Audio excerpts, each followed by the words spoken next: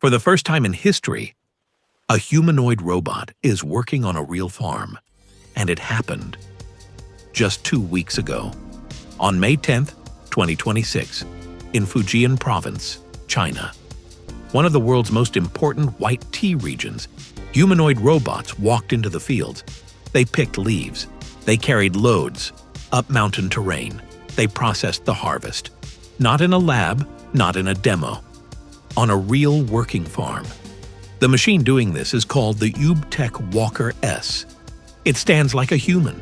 It moves like a human. It has hands that can grip, sort, and place crops with precision. And its price? Around $20,000. Cheaper than hiring a farm worker for 1 year in most developed countries. China isn't alone. Tesla's Optimus robot just entered mass production, targeting 100,000 units in 2026. Malaysia's Agroz farms are deploying humanoid robots this year.